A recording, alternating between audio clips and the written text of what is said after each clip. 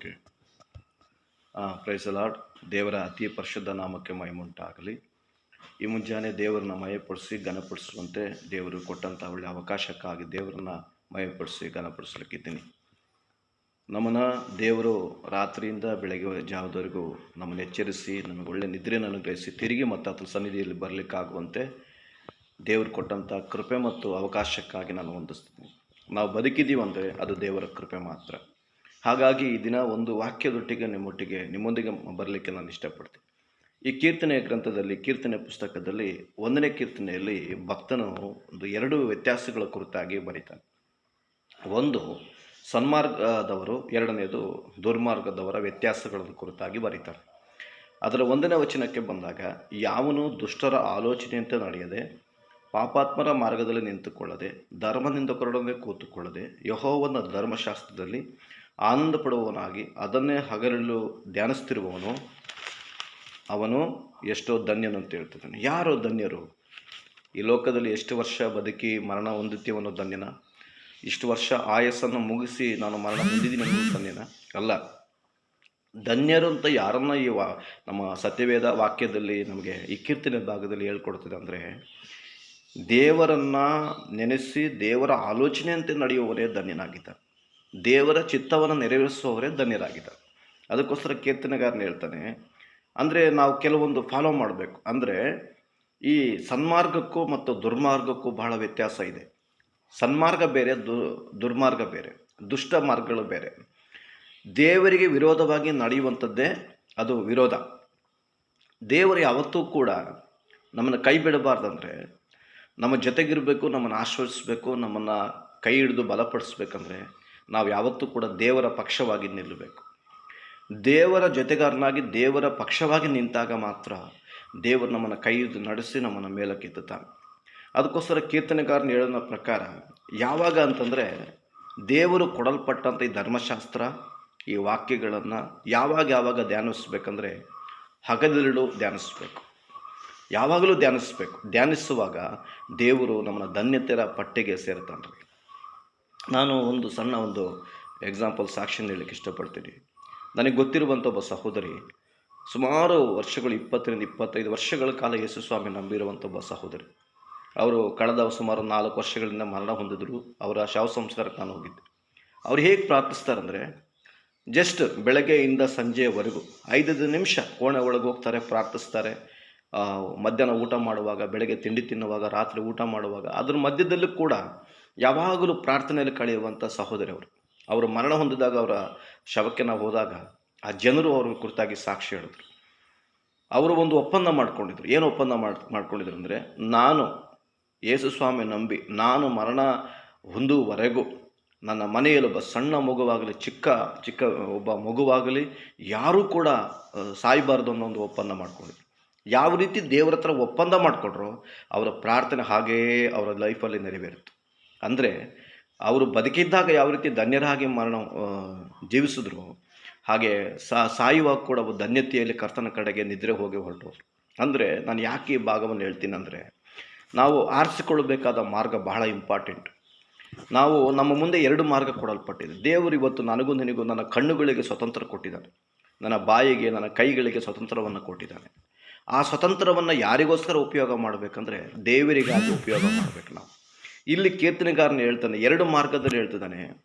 ಇಲ್ಲಿ ಯಾರು ದೇವರನ್ನು ಆಶ್ರಯಿಸ್ಕೊಳ್ತಾನೋ, ಯಾರು ಈ ಧರ್ಮಶಾಸ್ತ್ರವನ್ನು ಅನುಸರಿಸ್ತಾನೋ, ಹಾಗೆ ಯಾರು ಈ ದೇವರನ್ನು ನಂಬಿ ಆತನ ಅಪ್ಪಿಕೊಟ್ಟು ನಡೀತಾ ಇದ್ದಾರೋ ಅವ್ರನ್ನ ಏನು ಮಾಡ್ತಾನಂದರೆ, ದೇವರು ಒಂದು ನೀರಿನ ಕಾಲುವೆಗಳಲ್ಲಿ ಬೆಳೆದ ಮರಕ್ಕೆ ಹೋಲಿಸ್ತಾ ಇದ್ದಾರೆ. ಅದು ಅಂಥ ಮರು ತಕ್ಕ ಕಾಲಕ್ಕೆ ಫಲ ಕೊಡುತ್ತದಲ್ಲ, ಅದರ ಎಲೆ ಬಾಡುವುದೇ ಇಲ್ಲ, ಅದರಂತ ಅವನ ಕಾರ್ಯವೆಲ್ಲವೂ ಸಫಲವಾಗ್ತದೆ. ಇವತ್ತು ನನ್ನ ಕಾರ್ಯ ಸಫಲ ಆಗಬೇಕಾದ್ರೆ, ನಾನು ಹಚ್ಚ ಹಸಿರಾಗಿ ದೇವರ ಹತ್ರ ಇರಬೇಕಂದ್ರೆ, ನನ್ನ ಕೈ ಹಾಕಿದ ಕೆಲಸಗಳು ಸಫಲತೆ ಆಗಬೇಕಂದ್ರೆ ನಾನು ಏನು ಮಾಡಬೇಕ್ರಿ? ದೇವರ ವಾಕ್ಯವನ್ನು ಅಂಟಿಕೊಂಡು ಪ್ರಾರ್ಥನೆಯನ್ನು, ದೇವರನ್ನು ವೈಯಕ್ತಿಕವಾದ ಸಮಯಗಳಲ್ಲಿ ಕಳಿಬೇಕ್ರಿ. ಹಾಗಾಗಿ ಇಲ್ಲಿ ವಾಕ್ಯ ಭಾಗ ಬರೆಯಲ್ಪಟ್ಟ ಪ್ರಕಾರ ಇಲ್ಲಿ ಹೇಳ್ತದೆ, ಇಲ್ಲಿ ತಕ್ಕ ಕಾಲಕ್ಕೆ ನಾವು ಫಲ ಕೊಡಬೇಕಂದ್ರೆ, ನಾವು ತಕ್ಕ ಕಾಲಕ್ಕೆ ನಾವು ಧನ್ಯರಾಗಬೇಕಂದ್ರೆ ದೇವರು ನಮಗೆ ಸೂಚಿಸಲ್ಪಟ್ಟಂಥ ಕೆಲವೊಂದು ನಿಯಮಗಳನ್ನು ಸರಿಯಾಗಿ ನಾವು ಅನುಸರಿಸಿದ್ರೆ ನಮ್ಮನ್ನು ಎದುರಿಸುವವರು ಯಾರೂ ಇಲ್ಲ. ಅದಕ್ಕಾಗಿ ಧರ್ಮೋಪದೇಶ ಕಾಂಡ ಒಂದು ವಾಕ್ಯ ಹೇಳ್ತದೆ, ಶತ್ರುಗಳು ಒಂದು ಬಾಗಿಲಿಂದ ಬಂದರೆ, ನಿನಗೆ ವಿರೋಧವಾಗಿ ಬಂದರೆ 7 ಬಾಗಿಲಿಂದ ಚೆದರಿ ಹೋಗ್ತಾರಂತೆ. ಹಾಗಾಗಿ ದೇವರು ನಿನ್ನ ಮುಂದೆ ನಿಲ್ಲಕ್ಕೆ ಬಿಡಲ್ಲ. ನೋಡ್ರಿ, ಯೋಶುವ ಅದರ 1ನೇ ಅಧ್ಯಾಯದಲ್ಲಿ ಓದುವಾಗ, ಮೋಶೆಯ ಸಂಗಡ ಇದ್ದ ನಾನು ನಿನ್ನ ಸಂಗಡ ಇರ್ತೀನಿ, ಜೀವಮಾನವೆಲ್ಲ ಒಬ್ಬನು ನಿನ್ನ ಮುಂದೆ ನಿಲ್ಲುವುದಿಲ್ಲ ಎಂಬುದಾಗಿ ಹೇಳ್ತದೆ. ಅಂದರೆ ನೀನು ನನ್ನ ಧರ್ಮಶಾಸ್ತ್ರವನ್ನು ಕೈಕೊಂಡು ನಡೆ ಅಂತೇಳಿ ಯೋಶುವನಿಗೆ ದೇವರು ವಾಗ್ದಾನ ಮಾಡ್ತಾರೆ. ಮೋಶೆಯ ನಂತರ ಇಸ್ರಾಯೇಲ್ ನಡೆಸುವಂಥ ಒಬ್ಬ ನಾಯಕತ್ವದ ಸ್ಥಾನವನ್ನು ತೆಗೆದುಕೊಂಡವನು ಯೋಶುವ. ಅವನ ಜೀವಮಾನದಲ್ಲಿ ಹೇಳ್ತಾನೆ ರೀ, ದೇವರನ್ನು ಬಿಟ್ಟು ಕದಲದೆ ಅವನು ದೇವರನ್ನು ಅಂಟಿಕೊಂಡ ಪ್ರಕಾರ ಯೋಶುವನನ್ನು ದೇವರು ಕಾನಾನ್ ದೇಶಕ್ಕೆ ನಡೆಸ್ತಾ ಇದ್ದಾನೆ. ಇವತ್ತು ನನಗೂ ನಿನಗೂ ಯೋಶುವನಿಗೆ ಕೊಟ್ಟಂಥ ಆಶೀರ್ವಾದ ಬೇಕಾ? ಅದು ನಾವು ಈ ಒಂದು ವಾಕ್ಯಗಳನ್ನು ಭದ್ರವಾಗಿ ಹಿಡಿದುಕೊಂಡಾಗ, ಈ ವಾಕ್ಯದಲ್ಲಿ ಹೇಳಲ್ಪಟ್ಟ ಪ್ರಕಾರ 2 ಮಾರ್ಗಗಳು, ಒಂದು ಒಳ್ಳೆಯ ಮಾರ್ಗ, ಒಂದು ಕೆಟ್ಟ ಮಾರ್ಗ. ದೇವರು ಸ್ವತಂತ್ರ ಕೊಟ್ಟಿರೋದು ನಾವು ಹೇಗೆ ಬೇಕೋ ಸ್ವತಂತ್ರವಾಗಿ ಹೇಗೆ ಬೇಕಾದ್ರೂ ನಡೀಲಿಕ್ಕಲ್ಲ, ನಮ್ಮನ್ನು ನಾವು ಸರಿಪಡಿಸ್ಕೊಂಡು ಕರ್ತನ ಕಡೆಗೆ ನಡೀಲಿಕ್ಕೋಸ್ಕರ. ನಾವು ಕೊಟ್ಟಂಥ ಸ್ವತಂತ್ರವನ್ನು ದುರುಪಯೋಗ ಮಾಡ್ಕೊಳ್ಬಾರ್ದು ರೀ, ಸದುಪಯೋಗ ಮಾಡ್ಕೊಳ್ಬೇಕು. ಇಲ್ಲಿ ವಾಕ್ಯ ಹೇಳ್ತದೆ, ಹಾಗಾದರೆ 2 ಮಾರ್ಗಗಳಲ್ಲಿ ಇರುವಂಥವ್ರು, ಒಬ್ಬನು ನೀನು ದೇವರನ್ನ ಅನುಸರಿಸಿ ದೇವರೊಟ್ಟಿಗೆ ಧನ್ಯನಾಗಿ ದೇವರ ವಾಕ್ಯಗಳನ್ನು ಅನುಸರಿಸಿ ದೇವರ ಮಾತುಗಳಿಗೆ ವಿಧೇಯರಾಗಿ ದೇವರ ಮಾತಿಗೆ ತಗ್ಗಿಸಿಕೊಂಡು ನಡೆಯುವುದಾದರೆ, ನೀನು ಸಹೋದರನಾಗಿರು ಸಹೋದರಿಯಾಗಿರು ಯಾರೇ ಆಗಿರ್ರಿ, ದೇವರಿಗೆ ಮೆಚ್ಚುಗೆಯಾಗಿ ಜೀವಿಸೋದಾದರೆ ನಿನ್ನನ್ನು ನೀರಿನ ಕಾಲುವೆಗಳಲ್ಲಿ ಬೆಳೆದ ಮರದ ಹಾಗೆ ನಿನ್ನನ್ನು ಅಭಿವೃದ್ಧಿಪಡಿಸಿ ಯಾವಾಗಲೂ ಹಚ್ಚ ಹಸಿರಾಗಿ ಇರುವಂತೆ ನಿನ್ನನ್ನು ದೇವರು ಅಭಿವೃದ್ಧಿಪಡಿಸ್ತಾನೆ. ಆದರೆ ಇಲ್ಲಿ ವಾಕ್ಯದಲ್ಲಿ ಅದರ 4ನೇ ವಚನ 5ನೇ ವಚನ 6ನೇ ವಚನದಲ್ಲಿ ಓದುವಾಗ, ದುಷ್ಟರು ಹಾಗಲ್ಲ, ಗಾಳಿ ಬಡ್ಕೊಂಡು ಹೋಗುವ ಒಟ್ಟಿನಂತಿದ್ದಾರೆ. ಅಂದರೆ ಅವರ ಮಾರ್ಗದಲ್ಲಿ ಅವ್ನು ನಿಲ್ಲಬಾರ್ದು. ನಮಗೆ ಅವಶ್ಯಕತೆ ಇಲ್ಲ ರೀ, ಐ ಆಮ್ ಸಪ್ರೇಟ್, ನಾನೇನಾಗಿದ್ದೀನಿ, ಸಪ್ರೇಟ್ ಆಗಿದ್ದೀನಿ, ನಾನು ಪ್ರತ್ಯೇಕವಾಗಿಸಲ್ಪಟ್ಟಿದ್ದೀನಿ, ನಾವು ಬೇರ್ಪಡಿಸಲ್ಪಟ್ಟಿದ್ದೀವಿ, ನಾವು ಅವರಿಂದ ಬೇರ್ಪಡಿಸಲ್ಪಟ್ಟಿದ್ದೀವಿ.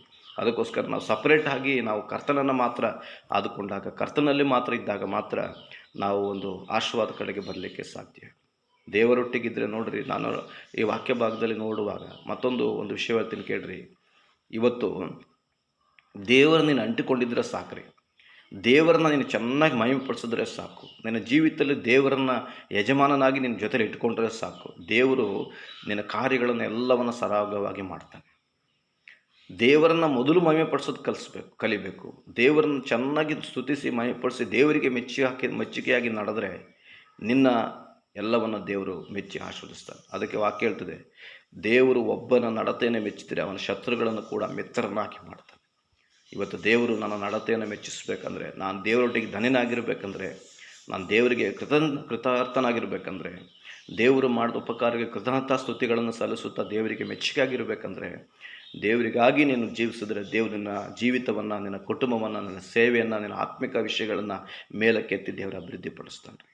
ನಿನ್ನ ವಿರೋಧವಾಗಿರುವಂಥ ವೈರಿಗಳ ಬಲಗಳನ್ನು ದೇವರು ಮುರಿದು ನಿನಗೆ ಬೇಕಾದಂಥ ಮೇಲುಗಳನ್ನೇ ದೇವರು ಮಾಡ್ತಾನೆ. ಅದಕ್ಕೆ ಕೀರ್ತನೆಗಾರನ ಹೇಳ್ತಾನೆ ರೀ, ಹಾಗಾದರೆ ಸನ್ಮಾರ್ಗ, ದುರ್ಮಾರ್ಗ, ದುಷ್ಟರ ಮಾರ್ಗ, ಒಳ್ಳೆಯ ಮಾರ್ಗ, 2 ಮಾರ್ಗಗಳು ದೇವರು ಕೊಡಲ್ಪಟ್ಟಿದೆ.